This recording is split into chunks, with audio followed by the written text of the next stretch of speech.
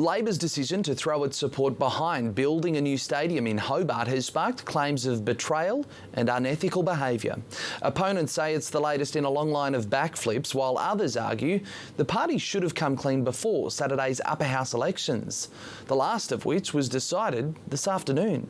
After an unusually fierce upper house campaign, Glenorchy's mayor has prevailed in Elwick.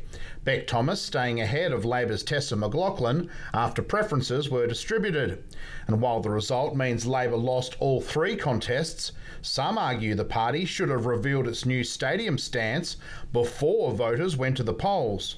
If parties and candidates feel they can freely go to an election essentially deceiving the voters about their position on a key issue, that's an unacceptable outcome. It's a dire consequence for our democracy. Dean Winter says the final call wasn't made until after the elections. So we've had those discussions now for a long time, but it culminated on a final decision on Sunday. The Greens argue Labor's let down voters again. On the back of its backflip on pokies reform, on the back of its backflip on donations reform, planning decisions and a raft of other issues, including voting the stadium into the project of state significance process. Despite the political goalposts moving, Dean Winter expects the stadium to remain in the POS process. There needs to be a process that assesses whether the engineering is actually possible. There needs to be a planning process. As long as it's a robust planning process, we'd support that. Labor's new position has the support of unions,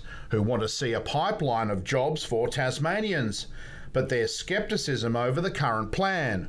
On paper, the proposal out there at the moment, which is Macquarie Point Part 1, is pretty much the worst possible spot and location and design for a stadium in Tasmania. Opponents of a stadium say Labor is limbering up to support 2.0. And I think that's the end game. I think that's where Labor is heading, is to find a way to support the Lennon Stadium. What I've said is I think the Premier needs to keep an open mind to other projects that can deliver jobs, investment and a stadium.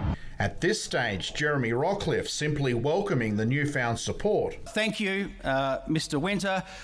Good job, Dean. Well done, mate. And can we make sure that we see more of this bipartisanship as we move Tasmania forward? Roland Brown says the Regatta Point project comes with many of the same drawbacks as Mac Point.